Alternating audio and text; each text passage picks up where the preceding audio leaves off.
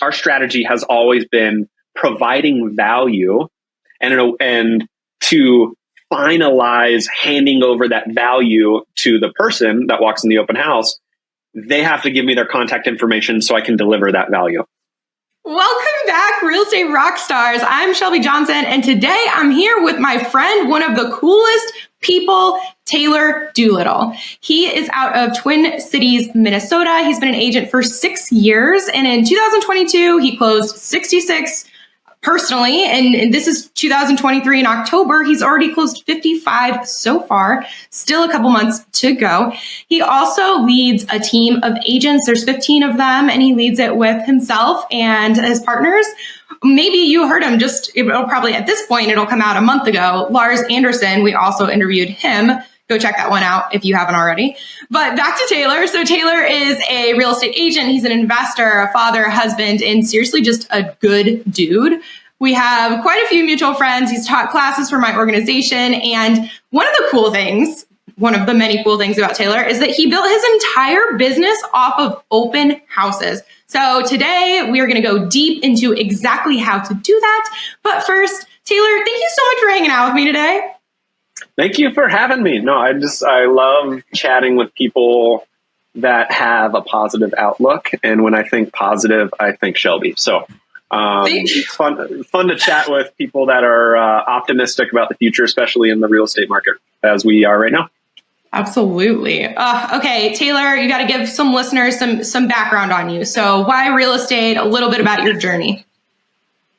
Sure. So my name is Taylor. I'm originally from North Carolina. I now live in Minnesota because anyone that meets a Minnesotan outside of Minnesota that falls in love will eventually move back to Minnesota. It's called the Minnesota Boomerang. I've come to find out. I kind of stumbled into real estate on accident. I'm 34 years old right now, and I've been in real estate since August 2017, so 6 years and a couple months. I was in tech for years before that. Tech in the retail space. I worked at the Apple Store, which I really, really loved. You just get to learn to talk to anybody, and you're not really selling people on stuff. People are coming in knowing they want to buy stuff, and so you just get to meet with them and figure out what their needs are and then match them up with whatever the perfect thing is for their need, which was a perfect segue into real estate. You don't have to convince someone that they want to live in a house. So in 2017, my wife and I had been abroad in Sydney, Australia for almost 2 years, moved back to the US, moved back to Minnesota. I was looking for a corporate tech job, and that was right at the exact time that my brother-in-law, so my wife's brother, had been on a real estate team for about a year and a half, and was doing really, really well in the real estate space. And said, hey, I want to start my own team. Tay, you have experience leading teams at Apple. You should join me and we should start a team. To which I thought, oh my gosh, I've never thought about real estate ever as an option. So I talked to all of my closest friends, all my closest family, all my advisors, prayed about it a ton. And it was just like, Lord, you're opening doors. Slam one in my face if this is not what I'm supposed to do. Otherwise, I'm going to be sprinting through these doors. So got licensed August 2017 with the thought of, I'll give it a year, commit to 12 months. And if at the end of the year, it's not what I'm supposed to do, well, I probably have sold maybe a couple houses. And I learned that this isn't what I want to do. So in that next 3 or 4 months, I made more in real estate than I did my previous year working in retail. And that's when I started the deep addiction into real estate. So now fast forward 6.5 years later, and I can't imagine not being in real estate in some way, shape, or form. I absolutely love it. It's a common denominator that everybody wants to talk about, everyone's interested in. So it's really easy to chat about. Dude, what a start. Most people don't have that first 3 to 4 months and they look back the last 12 months and they're like, wow, I made more. That, you know what I mean? What a beautiful start and what a beautiful journey just overall. But let's go back to, this is a perfect segue into how in your first 3 to 4 months did you find your business, build your business, and can you walk us through that? Yeah. So traditionally, you think of real estate as a network business, right? The bigger your network, the more people that you know, the more potential sales that you have. Well, um, like I said previously, I'm not from Minnesota. It's where I sell real estate. So I didn't go to high school here. I didn't go to college here. And then any people that I had, any friends that I had made, in the 4 years that we lived here before we moved away for 2 years. Well, we moved away for 2 years and we came back. So didn't have any network here. And any network that I did was my wife's family. And I'm starting a team with my brother-in-law. So of course they're going to go with him and not with me. So all that to say, I needed to figure out fast, how do I meet people? How do I talk to people? So I'd say the biggest pieces of building my business was open houses.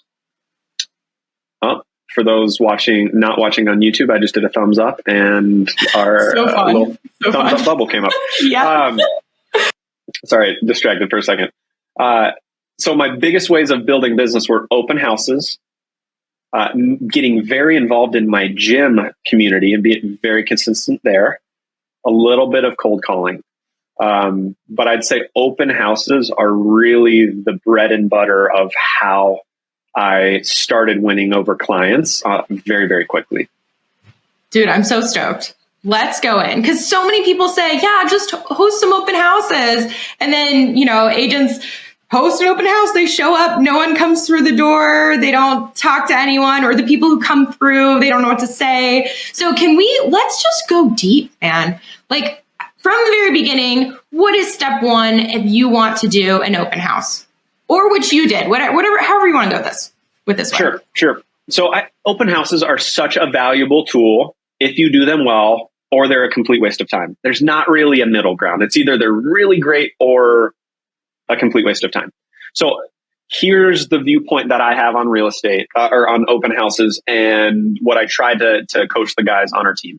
Open houses should always be worth your time, because even if nobody shows up, well, you're in a house, you're getting work done, you're making social media posts, maybe you're taking selfies in the house, you're doing a video tour in the house, you're creating content, you're following up with clients. So in my opinion, an open house should be viewed as a mobile office in which you have the opportunity to maybe meet somebody. So bring your computer, have a hotspot on your phone, you're getting work done no matter what, even if you meet people or not, right? So I think that's number one thing to know. And then number two thing is, think about when you go into any retail store and you know what you're there for. And the moment a retail employee walks up to you, the gut reaction is like, I don't need help. The person says, I don't need help. I know what I need. Even if they have no idea what they're looking for, no idea. It's just for whatever reason, people have their guard up. They want to go. They don't need help. They don't want to talk to a stranger. And that's how most people feel in open houses, is they come in and they're like, we're just here to look at a house. Stop trying to sell me on a house. So what I try to do whenever I'm doing open houses is leading with value and being helpful, because open houses are this weird scenario in which, okay, you've got maybe 1 minute, maybe 2 minutes in which you have the opportunity to convince this complete stranger why you are the best person to help them with the biggest financial decision of their life. That's a pretty big 1 or 2 minute spiel that you're trying to give, right? So I know a lot of people do open houses and they're immediately trying to say, hey, do you have an agent? Or they're saying, hey, please sign in because the sellers want to know who's walking through your house. Buyers know that. People walking through houses know that that's a bunch of crap and that they're just getting on a list for you to follow up with them. So our strategy has always been providing value and to finalize handing over that value to the person that walks in the open house, they have to give me their contact information so I can deliver that value. For instance, finding conversations, ways in which you can get answers to important questions without actually asking those. So do they have an agent? Very important question to ask, right? So as I come in, hey, have you guys been looking for very long? Thanks so much for coming and visiting me today. They might say, well, we just started. Okay, perfect. In my mind, I'm thinking they might not have an agent.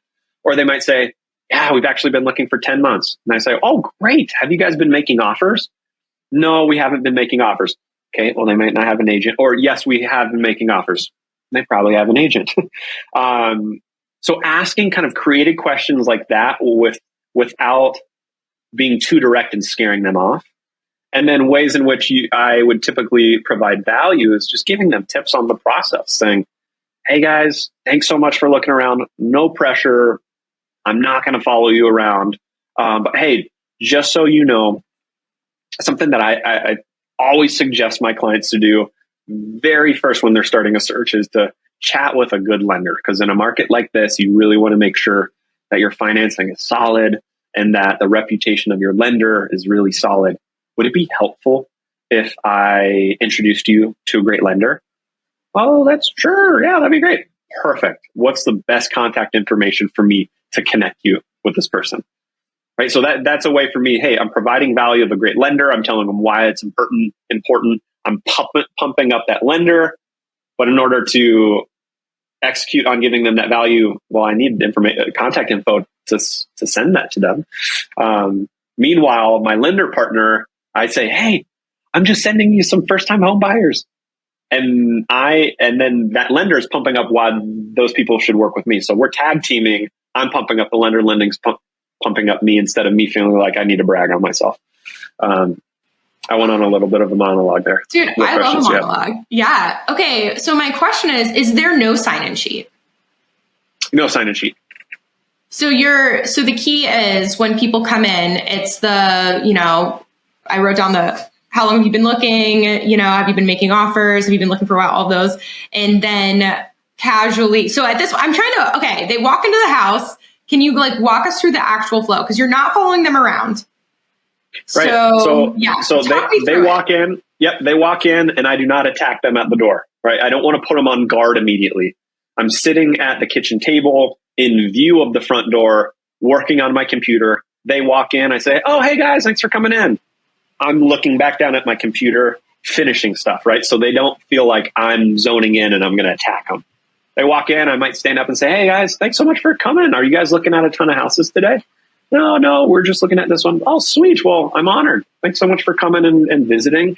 You guys have free reign of the house. Open all of the doors and the drawers and the closets and the refrigerator. Because if you buy the house, you're buying the fridge. And if you guys have any questions, just don't hesitate to ask. Have fun. And that's right. So I'm welcoming them.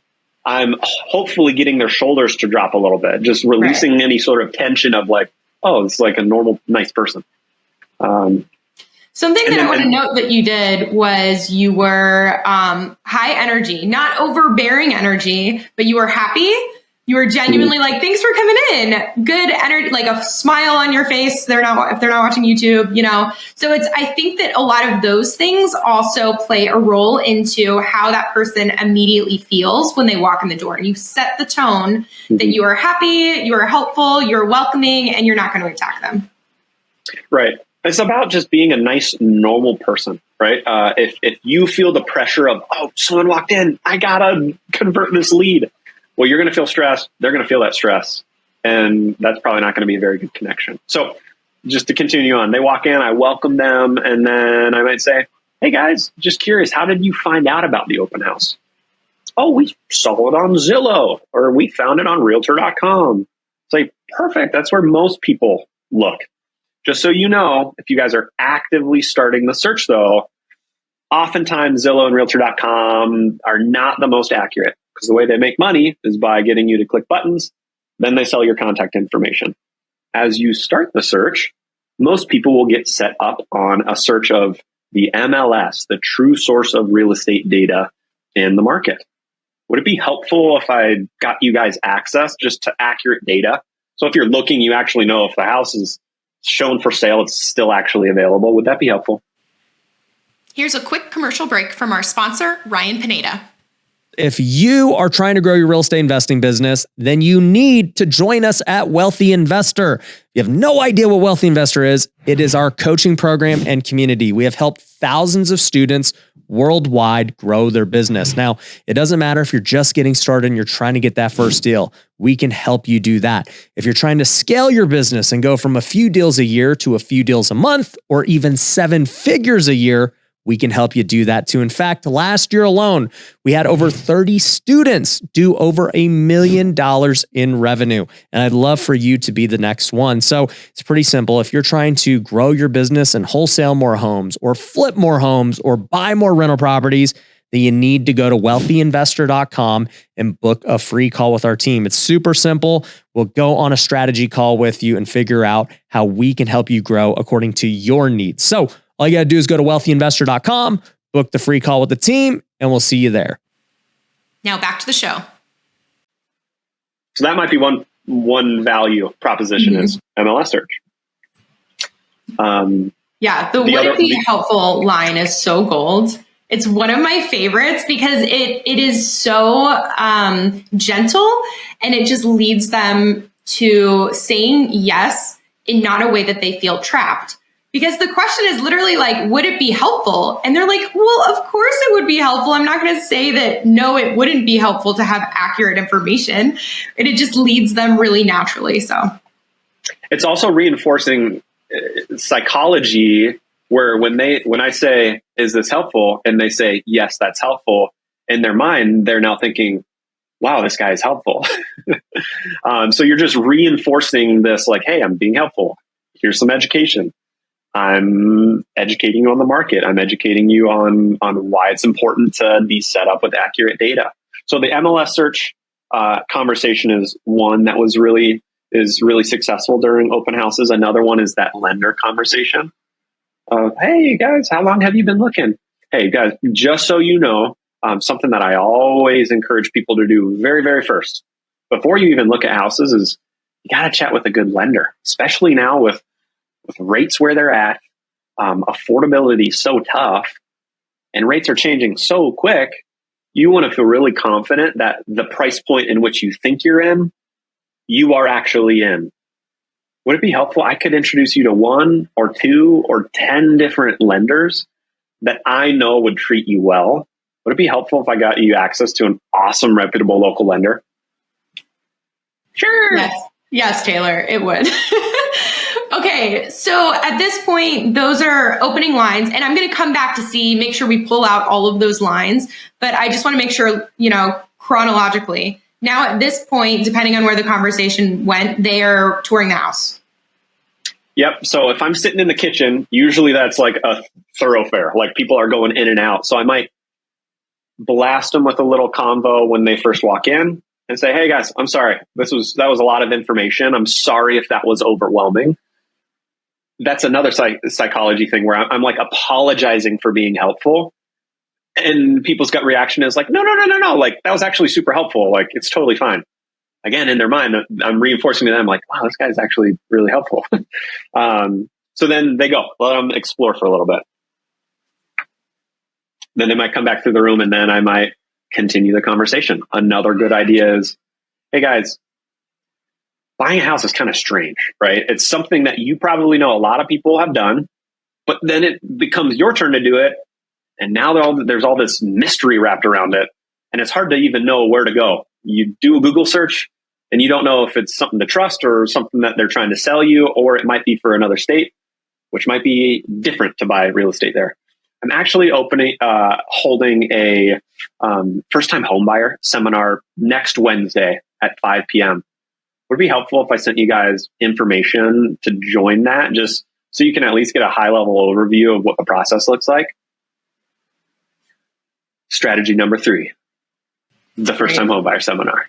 I love it. Okay, so you're stacking too. You have the open house, and then you're going to have your first-time home buyer seminar. And that first time, if they're not already sold on you day one, it's like that belly to belly interaction followed by that secondary meeting them, reinforcing. And I don't know if you've ever heard of the friendship formula. It's something that I've read recently, but it's like frequency, duration, intensity, and proximity. So if you can frequently, meet with someone in a close proximity for an extended amount of time, as much as possible, And ideally, intensity is the one that pushes it over the edge. Why are people at CrossFit so crazy for each other? It's because they're doing something intense together. But the same goes with buying a house. I mean, for the clients, that's like an intense process. So if given the right circumstances and then presenting information in a way that is like would it be helpful? I feel like you have a lot of opportunity to really build that trust right out the gate. Yeah, it's just really going down all of these paths and just trying to see if you can kind of break through. And oftentimes people just refuse to take any of that. So my last ditch effort to try to get their contact information would be, hey guys, as they're kind of getting their shoes on, getting ready to leave, guys, thanks so much for coming. I am so sorry I blasted you with all of that information. I apologize if that was like drinking water through a fire hose. Would it be helpful if I just put kind of the key things we chatted about in a recap email and I just emailed it to you guys? So there's that's the final push of, can I have your email? Can I have your phone number to send you this really helpful information? And at the end of the day, if I'm going down all of those tracks, all of those conversations, oftentimes just conversations start about family or just life or things like that. And the more you can chat with them, the more you're building that trust, breaking down any sort of barrier or shield that they might have up. And then you're much more likely to get them as a lead. And then almost more important than getting the lead is just following up really well. Yeah. Okay. So we have the lender, the financing. We have the accurate information on the MLS. We have the first time home buyer seminar, and then we have the recap email. Are there any other key ones that you feel like you use frequently? I'd say those are really great. Another one might be, hey guys, it sounds like this house isn't the right fit. That's totally fine. That's a really great reason to come through open houses is to figure out, what did you think mattered that doesn't, and what really matters that you didn't realize mattered to you. From what you're talking about, I know of 2 or 3 other listings in the same neighborhood that might be a good fit. I get out of this open house at 4 p.m. I would be super happy to meet you guys over there at 4:30. Would that be helpful?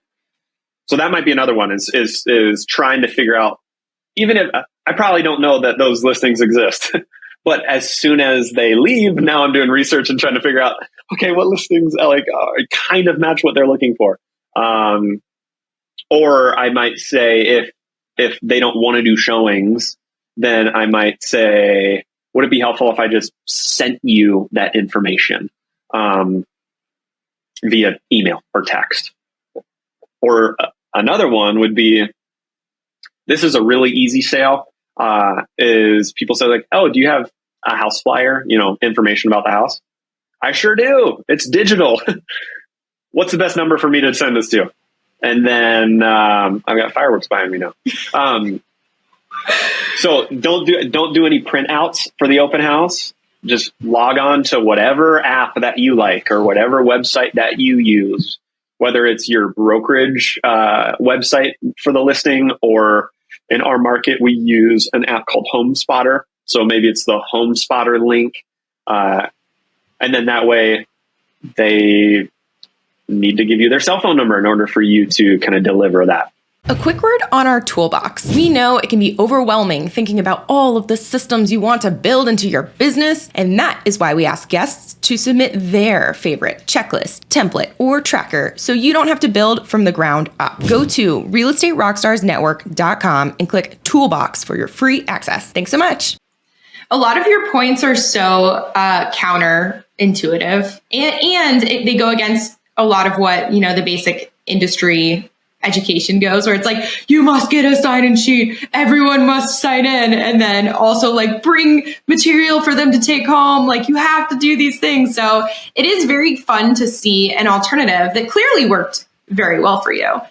I have questions, okay, within the event itself, and then I want to also ask about marketing the event and the follow-up. But before I release the actual event itself of this open house, do you do anything like food, snacks, music, anything else for setting up or executing the open house? Not really. I mean, I would always do signs and a flag, and maybe a flag, open house, and then signs at the end of the streets kind of pointing to the house. But I didn't often do snacks or drinks. Sometimes I might bring a little speaker if I selfishly want to listen to a little bit of music, light music. But never really focused on doing any sort of like paid advertising for the opens or things like that. Because honestly, if the open house is too busy, then it becomes really hard to have good, valuable conversations with people. That's where it can get really stressful. Like, there's 6 people through the house. Who is worth my time to chat with? Who is not?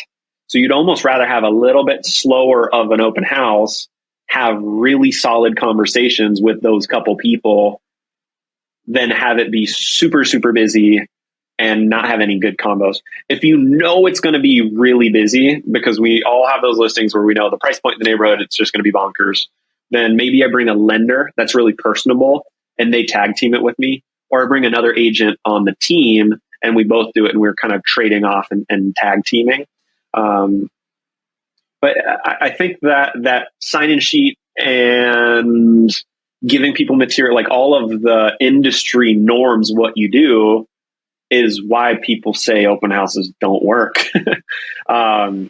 Because it's really hard to build trust when people feel like they're signing a contract as they're walking through the door. Totally. So with the lead up to the open house, then you mentioned signs, you mentioned a flag. I guess that's just to like kind of like balloons or something to identify, hey, party's over here, guys. Is there anything else so I'm guessing you put it in the MLS where it says open house, so then it feeds into Zillow and Realtor.com and all that stuff. Is there, what else for marketing, if anything? That was really it. There's been some agents on my team. I never personally did this, but I know some people did, where you can go and kind of door knock around the neighborhood, maybe the day before or a couple hours before the open house. That's just a great opening line while door knocking. Hey, just so you know, I'm a local agent selling this house right down the street. We're already getting a lot of traffic and a lot of showings booked. Do you have any friends that you really want to be your neighbors? Right. And so having that kind of be an icebreaker to door knock for maybe listings, because you can show yourself as like, hey, listen, we have this listed. We're getting great traffic, and there's a potential that we might find more buyers that want this house than there are houses for sale in this neighborhood. Have you guys ever considered selling, or what does your guys' timeline look like? For sure. Okay. So I understand how you guys marketed. I understand the execution of the open house. Before I go to the follow-up, the frequency. So in the beginning, when this was like your primary way that you built your business, how frequently and how long did your open houses last? What does that cadence look like? It's all a numbers game. You just got to do a ton, right? So when I first started in real estate in 2017, 2018, 2019, no exaggeration, I was probably doing 4 to 5 open houses every weekend for 2 years, 2.5 years. And so just an encouragement to people. If you are doing, let's say, 4 open houses on a weekend, so 2 on Saturday, 2 on Sunday. Whenever I book them, I usually do 2-hour windows. So I'm maybe doing 10 to 12 and 1 to 3, or 1 to 3 and 4 to 6. If you do 4 open houses and you meet nobody except for the last 10 minutes on the last open house you're doing as you're turning off the lights, and that person is a lead, your whole weekend was worth it. You need to have the perspective that all of the time that you spent sitting in that house was necessary in order for you to give that person the opportunity to walk through the house. So you got to have that mindset as well. You can't just say, you know what, I did one open house a weekend for a couple months and I got nothing.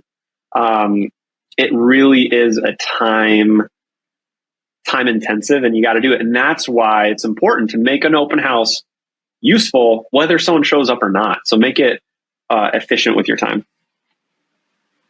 Yeah, I was going to loop back to that point in the very beginning where you're like, they're office hours, but also it is a great opportunity to market yourself through social media, through videos, do knock out those reels. Okay. Question about, you always did Saturday, Sunday. Did you ever test Friday?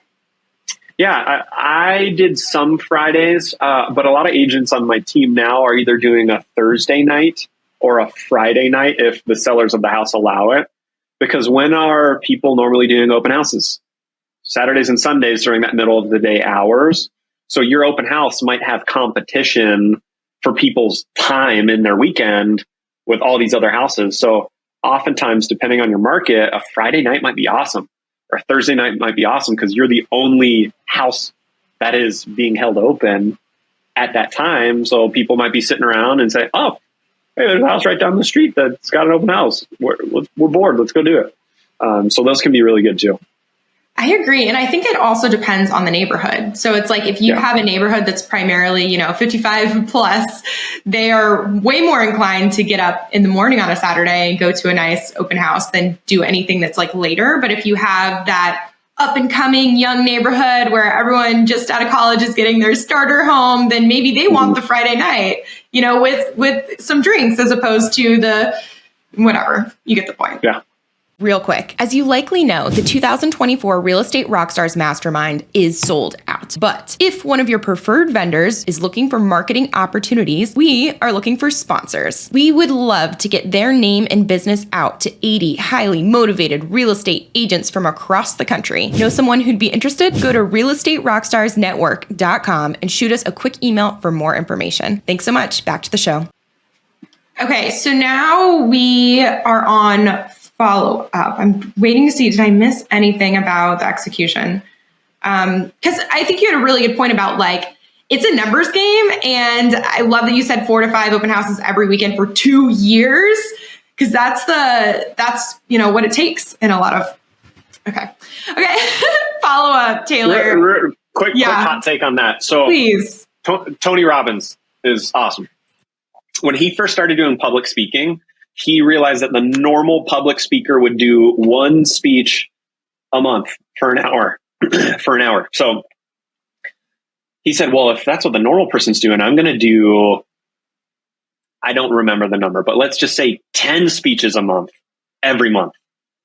So by the end of his first year of speaking, he had 20 times the experience that the normal person would by just if they did one a week or one a month, right? So that whole idea of the open houses might be really awkward at first, but the only way that you're going to feel comfortable answering those questions or responding to those objections or talking to complete strangers or talking to people with different personalities is by getting the reps in. So when I started real estate, my whole view was, I know at some point I'm going to just feel like I got run over by a school bus because I'm going to feel like an absolute idiot because I got myself into a situation where I had no idea what I was doing.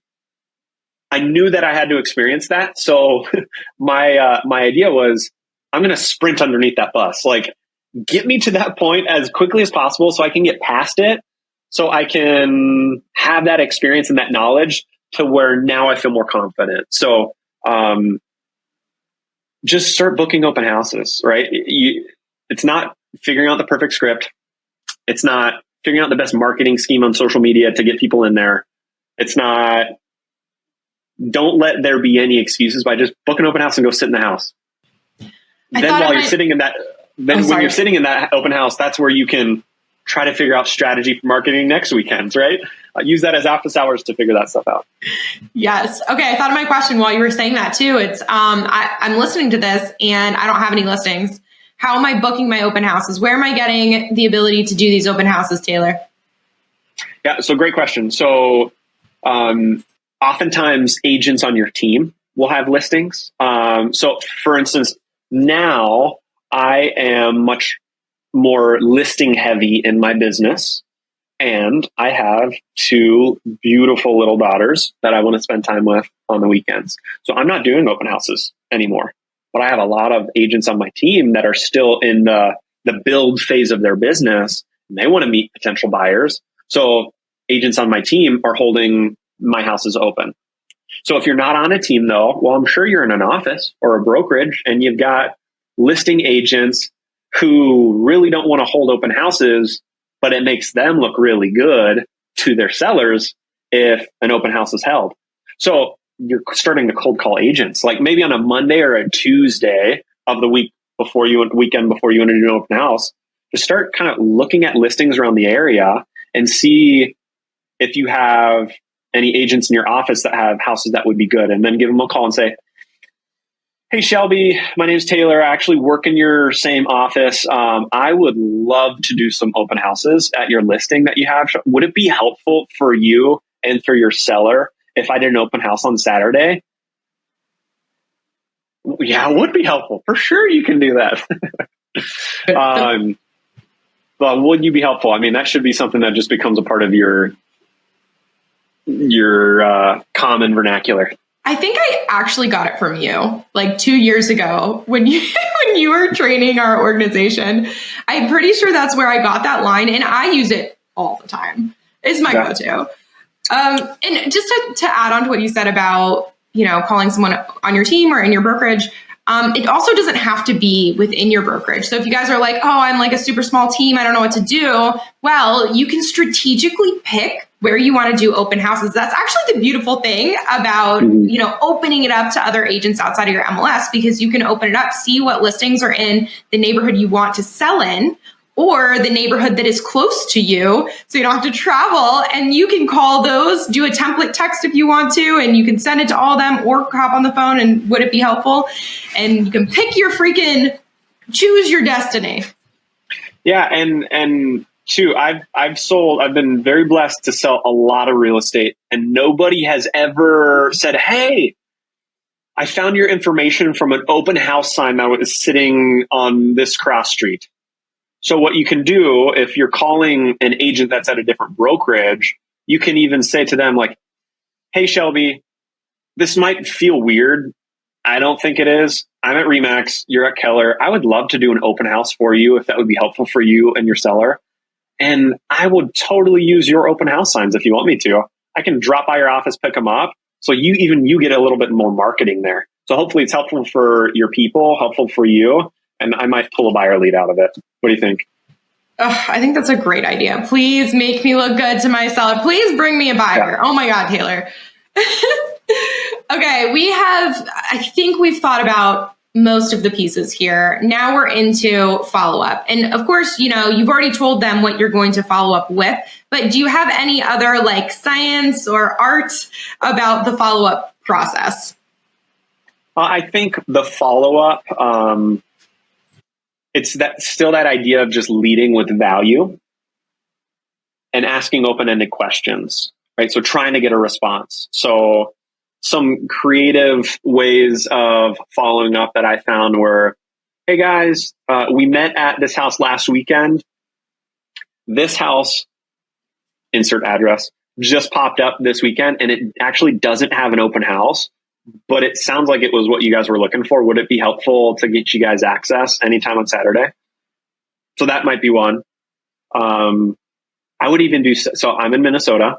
It gets snowy here. So another thing would be, hey guys, super snowy today and the roads are treacherous. Be careful out there. Hope you guys are doing well. See ya. Right? Just reminding them like, hey, I exist. Hey guys, we chatted about this in the open house and I just passed that on the street. Hilarious. Hope you guys are doing well. Any houses you guys want to go see?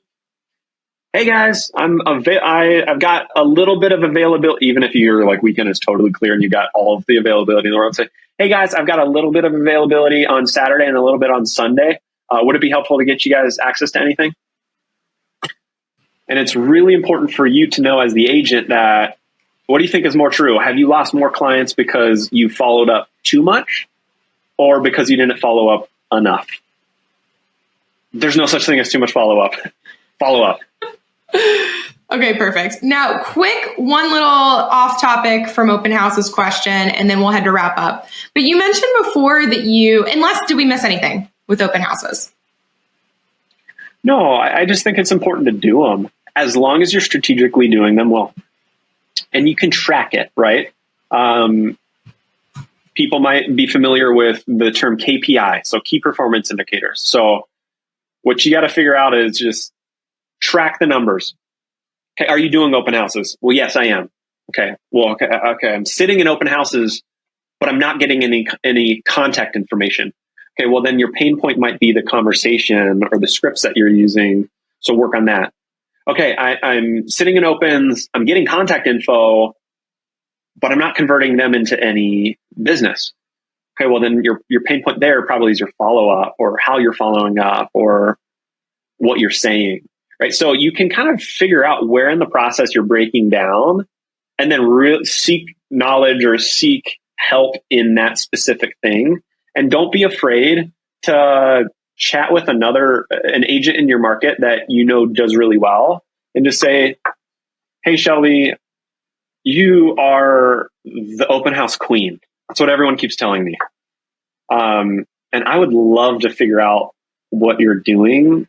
Could I treat you to lunch or help with marketing, or can I just shadow you during an open house just to see just how awesome you are in action? Flattery. Oh, beautiful. I'm like, who, me? Oh, okay, fine. Okay. Real quick, getting very involved in gym community. You mentioned that in the beginning as the other piece that you did to generate a lot of business. So real quick, because we're running out of time here, but what does that mean? How did you get business? Right. Yep. So it really is just finding more friends, right? Building my network, getting to know a new community. So when I started, here's another line for you to know or to memorize. So I did a lot of 9:30 a.m. classes or noon classes during the week.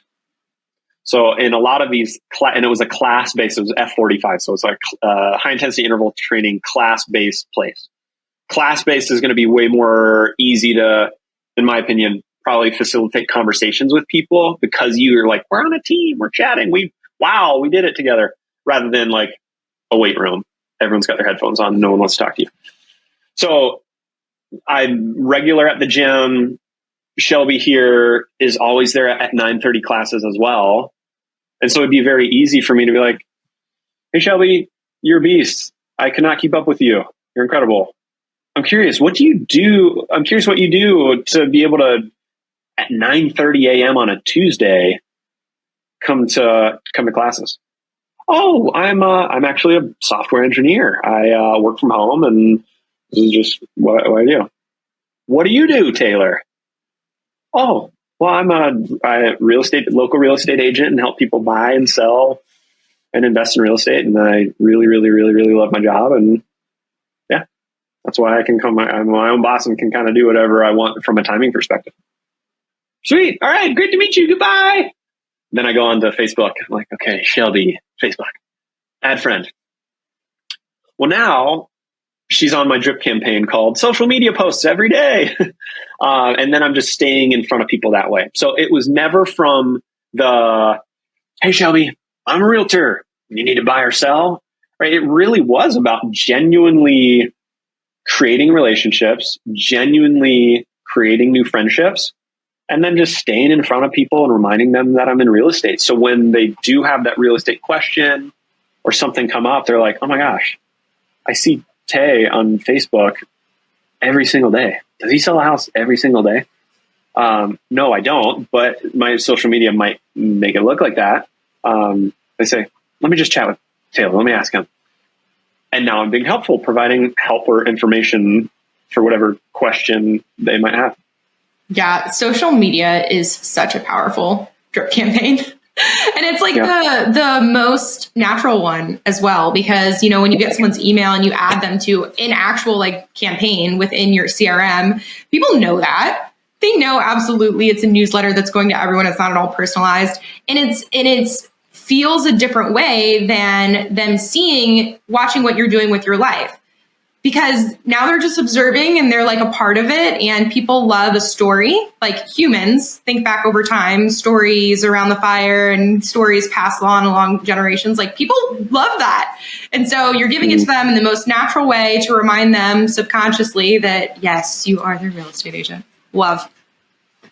That's how Ryan Serhant built his community in New York City when he started in real estate all those years ago, is he joined like 3 or 4 gyms and just built community that way. So whether that's a gym, whether that's some club, whether that's volunteer, right? The point is, new real estate agents, it's really easy to get stuck in the thought of, yes, I edited my Facebook today and curated my website today. I moved my business forward. Did you meet anybody new today? Would that maybe have been a little bit more helpful than tweaking the About Me page on your website? Probably, right? So just don't get distracted by all of the busy work that makes you feel like you're building your network or meeting new people, and let that distract you from actually going and meeting people and being helpful and chatting with people. So, yes. Yeah. What? Meet people. Taylor, what is next? What's the next piece of the agent or real estate puzzle you're working on? Right now, it's how do I continue to maintain a thriving business while creating better systems and delegating more? Because as my family grows, I want to spend all of my time with my wife and my 2 little girls. And I know family life will become more and more busy. So how can I still do a lot of business and increase the customer service for my clients and the value I provide them, while at the same time reducing my time in the real estate business? Does that make sense? Yep. Totally makes sense. Okay, listeners, guys, Twin Cities, Minnesota is where you're going to send all of your referrals to Taylor and Lars. They're on the same team, so share all the love there. But Taylor, someone out there is listening and they really resonated with what you were talking about. Where's the best place for them to connect with you? You can either find me on Facebook. That's where I'm most active, where you'll see all of my kind of work social media posts. Taylor Doolittle. There's not that many Taylor Doolittles out there, so you'll find my headshot. Or on Instagram, Taylor.Doolittle. And feel free to DM me on either of those. Would be happy to be helpful in any way that I can. And I believe it too. Dude, you know, some people say that and you're like, no, you mean it, Taylor. You do. Well, here's my thought on that is like, I can't reach out to people that are further down the path than me that I admire and I want to learn from. I can't be reaching out to them, expecting them to spend any time on me if I'm myself not willing to spend time with people that are maybe a couple steps behind in their journey, right? So we're all in it together. We are. We're all in there just paddling uphill. You know, we're doing it.